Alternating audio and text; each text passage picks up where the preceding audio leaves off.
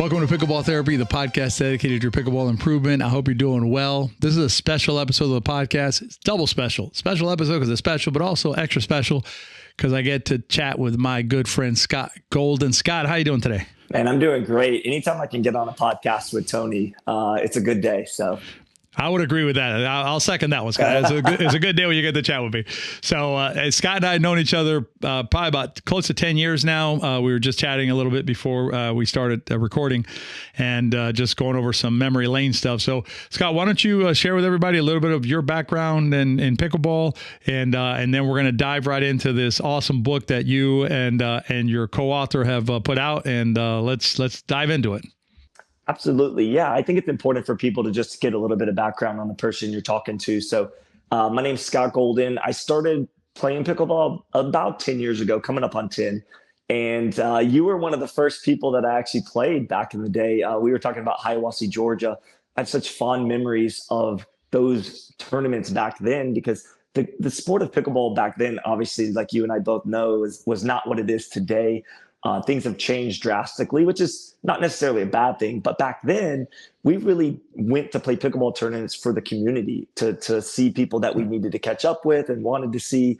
Plus, the competition back then, we did it for a lot of pride, and it wasn't as much about money and politics and things like that. But my journey has been a very interesting journey. I think just like you, we've evolved in the sport, and we've kind of found where we fit. And for me, I started at 32 years old. I'm now 41 years old. And I feel like I knew pretty early on. I'll tell you when I knew. I went to a tournament in Indiana and I was playing in a 5.0 men's singles bracket. There was 5 of us. 4 of those 5 were former college tennis players. And they kicked my ass. I mean, these guys beat me 15-3, 15-5. I think I won one game, 16-14. I barely squeaked it out. And I got lucky on a couple of net cords and stuff. But, I realized then I needed to transition into some other things.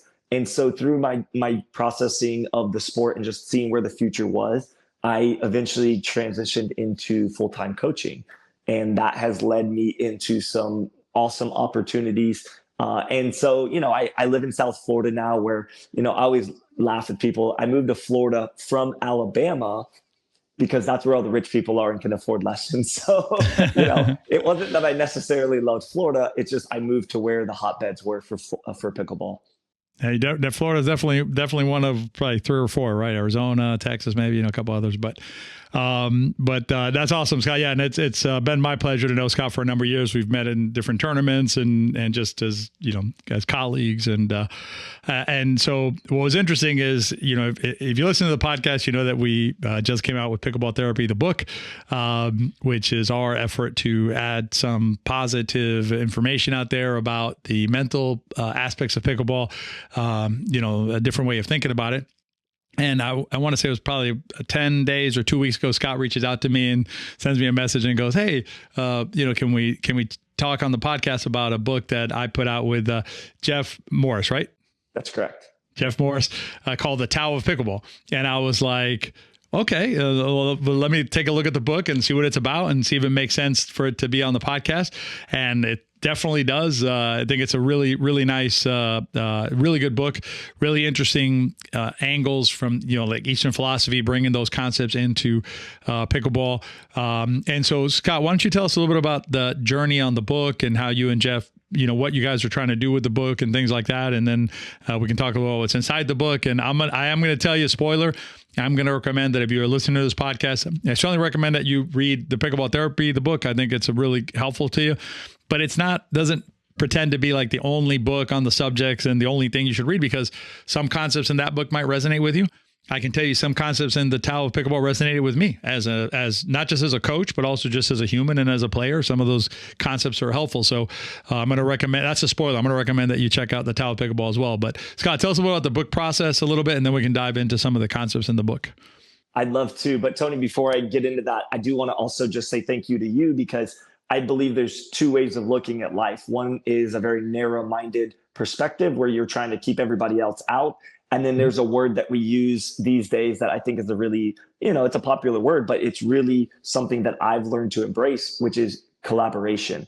And so when you learn to collaborate with people in your influence, you can actually do some really powerful things out in the industries that you're in. And so I just want to say thank you, because you looked at it from that collaborative standpoint, which I do the same thing. When I reached out to you, I didn't realize that you had just come out with that book as well. So to me, I was like, this is an amazing opportunity for both of us to kind of share with the audience what we've been doing behind the scenes. And so for me, this just made perfect sense. You and I go way back, way before we ever wrote books or started podcasts. And so for me, this is a really exciting thing. So the reason that this book exists, The Tao of Pickleball, for me in my life, is because through the coaching in Florida, I met a guy named Jeff Morris who came down from Canada. He actually lives full-time in Canada. He comes down for the winter. I gave him one quick lesson. It was actually a clinic, I think. He wasn't even the individual lesson. It was just he was part of a clinic.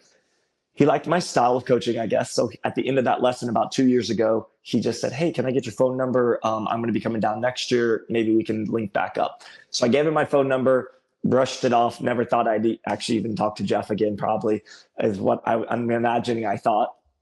And then fast forward, about a year and a half ago, he reached out and he said, hey, I am a black belt in different styles of mixed martial arts. And I believe that there's a lot of correlation between pro players and what they do on the mental side of the game that make them successful. And then he said, obviously you aren't a black belt, but you have a very technically sound, understanding of high level pickleball. You've been around the game for 10 years. I think if we married those two things together, we could create something that the beginner to intermediate player could really have some advantages if they read this book over their opponents. And so I said, in my mind, I'm like, this is what I've always kind of wanted to do, but never really had that opportunity. And so for me, teaming up with Jeff was a really great chance for me to do that.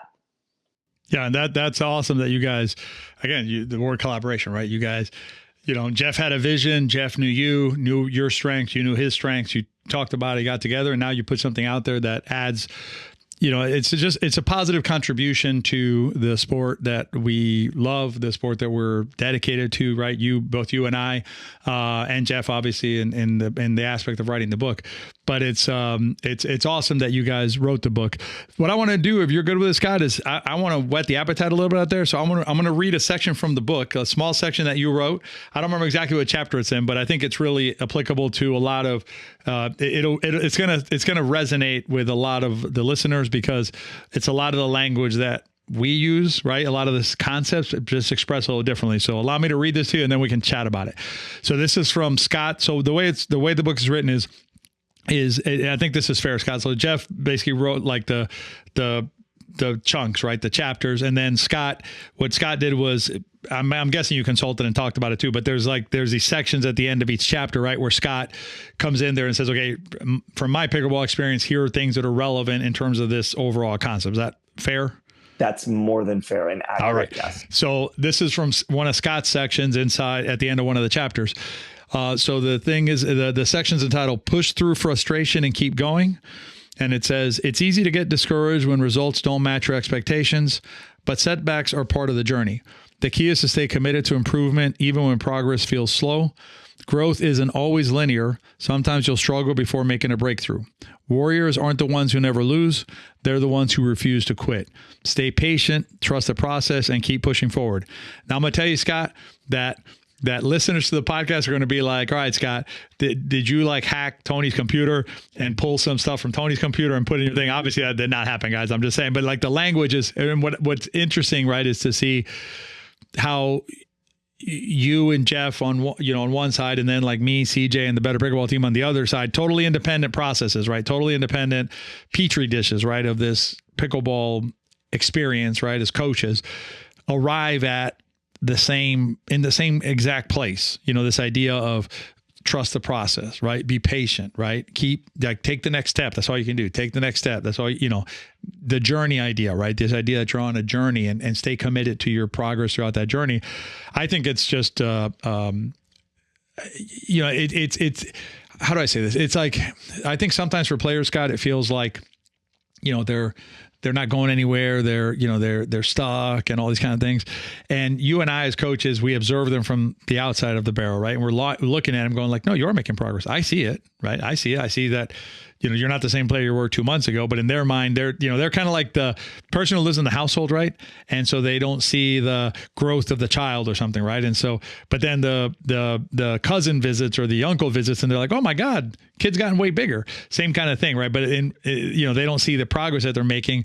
So, is that? Tell me a little bit about that. Like, how do you deal with that with your students, your experience, and how did you come to this conclusion, right? In terms of trusting the process, as opposed to what I think a lot of players look for, which is the results, right? That's what everybody wants, is that I just want to win. So. Absolutely. So one, I just want to start by saying that I think I can speak on this topic just like you can, because we've been through it ourselves, right? We have lived this journey of the last 10 years of our lives, seeing not just the improvements, but the journey being the best part of the success that we've had. For me, if I was only results driven in my life, I don't think I would be nearly as happy with the last 10 years. I think for me, seeing where I started as a 3.0 player with no racket sport background, just really falling in love with the sport that I became addicted to. I can't say it any other way. It was just an addiction that was really a positive one in my life 10 years ago, but wanting to be a pro player so badly. And, I've had very few like big successes on the actual pickleball court. Like, for example, I've never beat Ben Johns, or I've never been on center stage playing for the biggest tournament, but I've had some small wins. Like, I took a game off of J.W. Johnson and Jay DeVilliers before they were huge names, before anybody really knew who J-Dub was.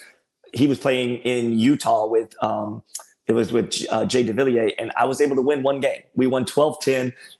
We barely pulled it out, but that was just part of my journey of seeing, like, you know what, I can have this the results when I put the work in, and I'm willing to commit to that journey long term.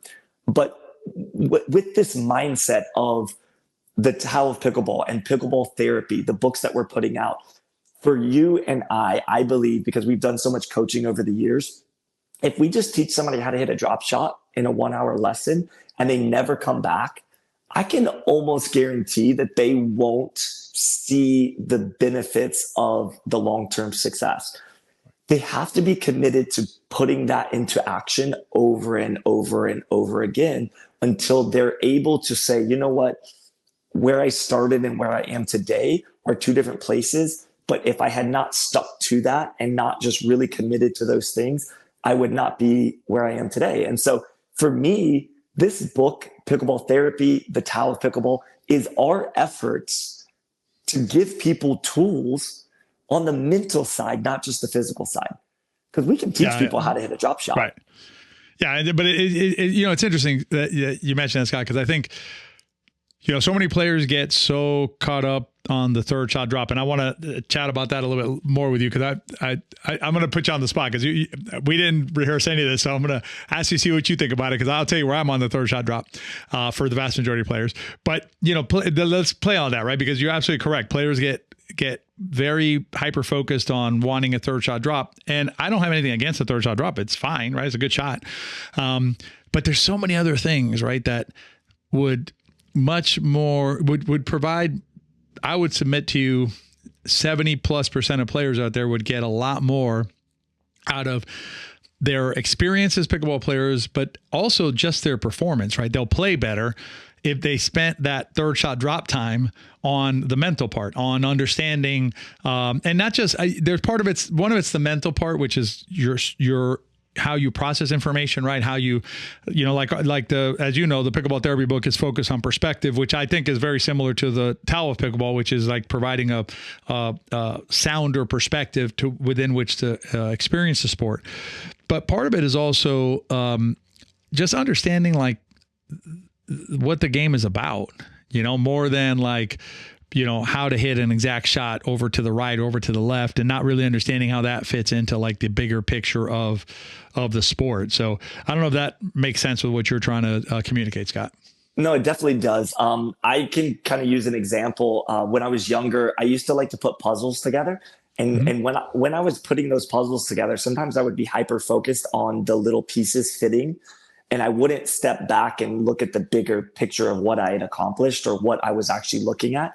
And sometimes what I would have to do is just pause, take a break from it, and come back and just stand over the puzzle and kind of see the bigger picture. And then it would like unlock things for me. I would start to all of a sudden, you have to follow what I'm saying. It's like the flow would kind of kick in, and I would land 3 or 4 in a row, and then it's like you kind of pick up that momentum again.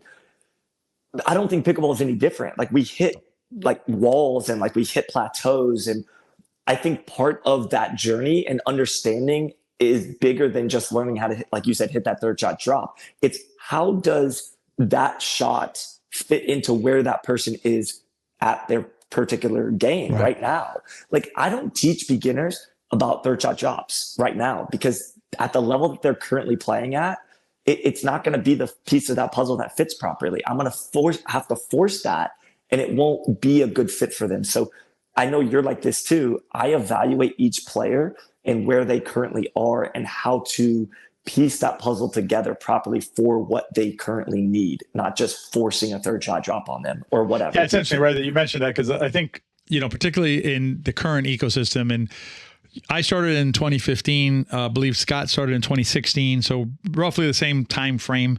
When we started, you had like, Third Shot Sports, you had Primetime Pickleball, you had, I think CJ was already on Better Pickleball, Joe Baker videos. There was a few things that you could go and I'm probably missing somebody, but there was a few, Pickleball 411, by Pickleball Channel.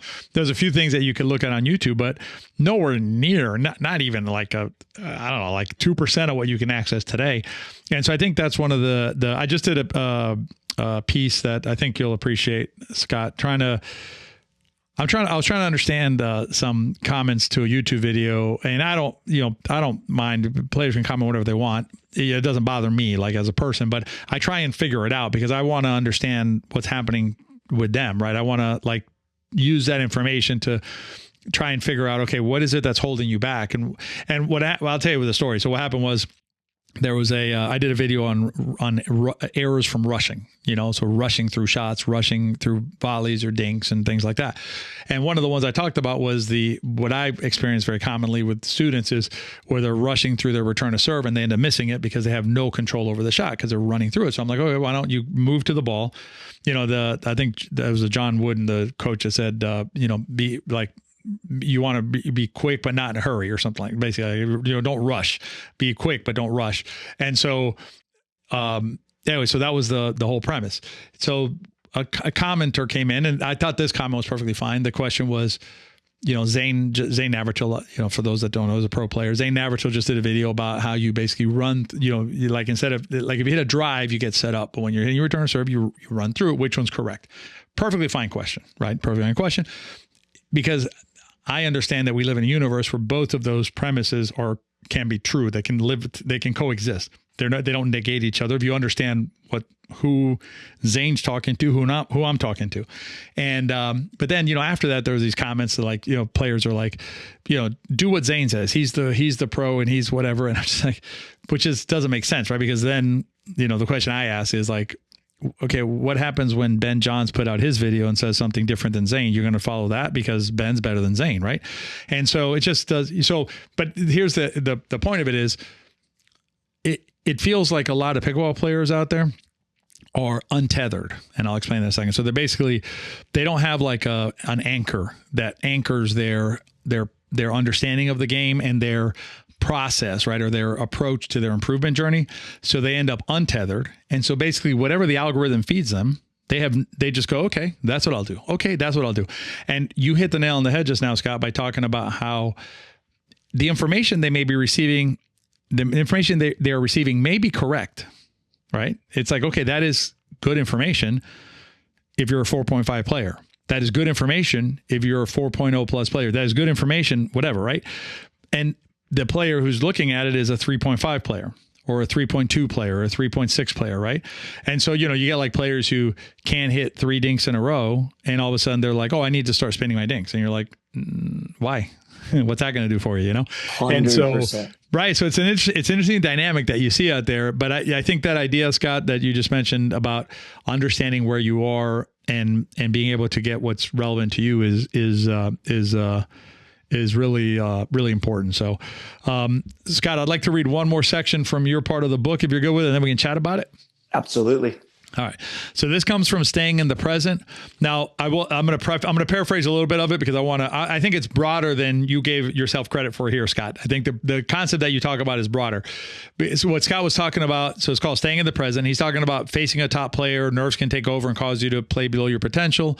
I've been there myself and things like that. I agree with you, but I want to broaden it because I think the concept that I'm going to explain in a second that Scott, they're not explained, that I'm going to read in a second that Scott explains, applies to when sometimes you're playing that really fearsome player in your community.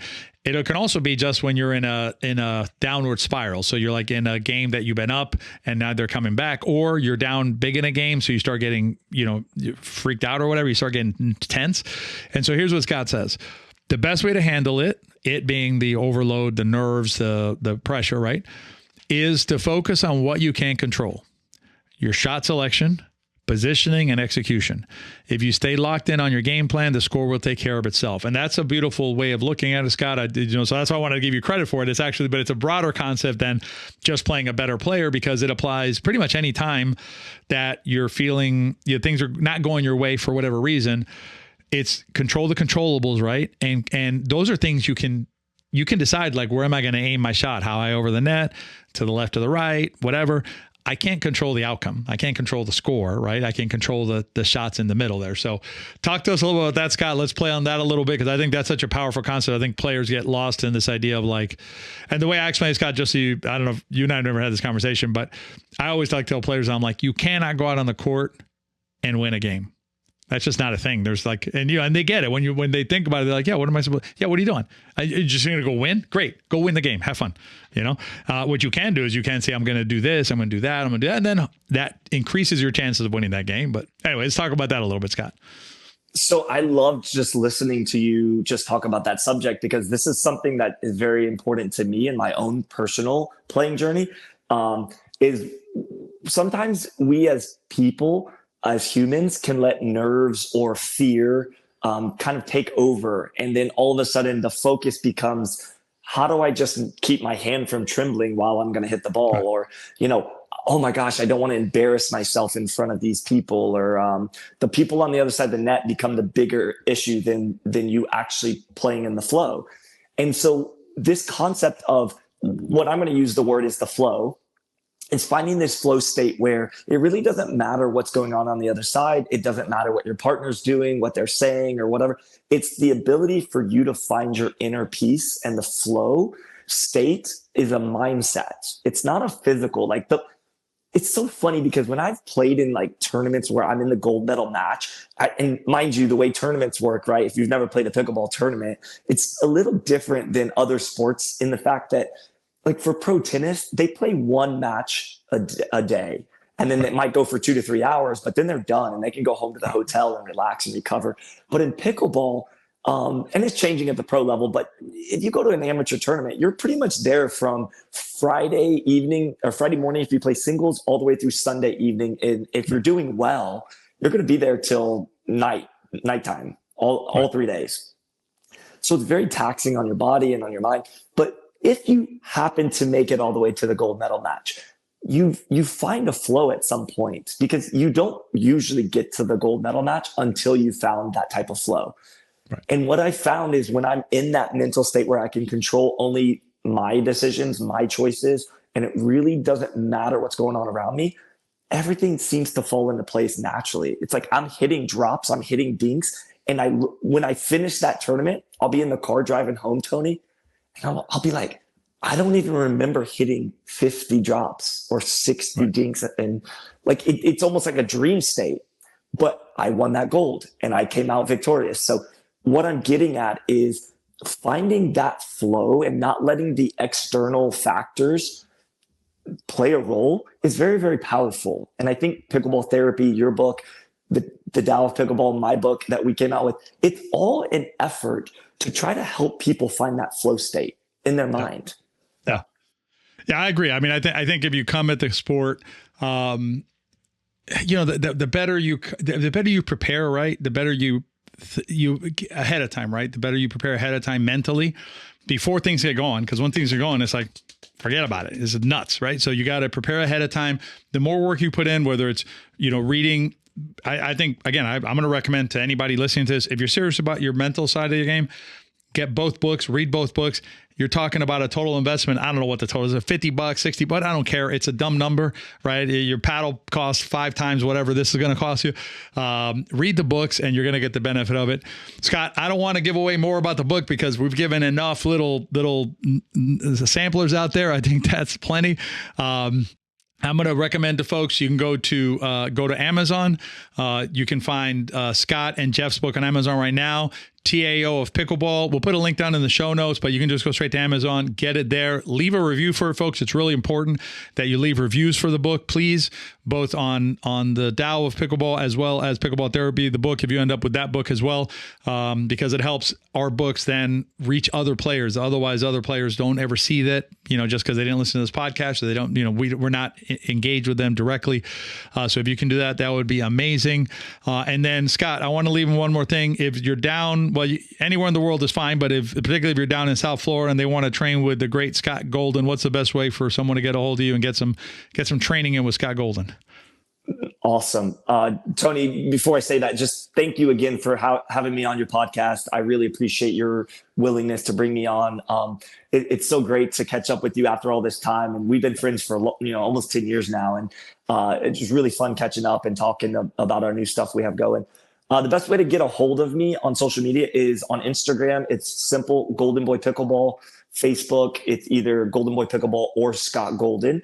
You can't miss my page. It's all pickleball stuff. You'll know exactly where it is. And then that's pretty much it. I really think that your audience is going to benefit from reading Pickleball Therapy and the Tao of Pickleball. Honestly, I travel a lot, man. I love nothing more than putting in the headphones, listening to an audiobook. Also, some people like paperback. So if you like the paperback, order that and just spend time, 15 minutes every night, just reading one chapter. It'll do a world of wonders for your pickleball game, because you and I talked off camera. People spend too much time thinking about the physical side of the game, the technical side, but without the mental side, if you do play tournaments, you will not go very far in your pickleball journey unless you are developing that mental side as much or more than the physical. And I'm going to broaden that, Scott, because I'm going to suggest, I don't care if you're playing rec, whatever you're playing, if you get a better mental approach to your pickleball, you're gonna play better. Like we like to say, you'll feel better. I think that's good enough. We could end on feel better and be done. That's great, but you're gonna play better too, and that's really there's a pragmatic piece to it that I think is overlooked by players, in their journey. But Scott, it's always it's great to see you. We're going to stay in touch more frequently. We already agreed to that. I'll see you when I'm down in South Florida. We're going to get together, and when you're in Tampa, we're going to come across and say hello. We'll put links down below to both books. You can check them out. And as always, consider rating and reviewing the podcast. And if you enjoyed this podcast and you think one of your friends can benefit from either the Pickleball Therapy book, the Tao of Pickleball, or preferably both books, share this podcast with them so they can get the benefit of that. Scott, always great to see you, my brother. And congratulations to you and Jeff on the book. It's a great effort and a lot of success with it. Same to you, Tony. Take care, bud.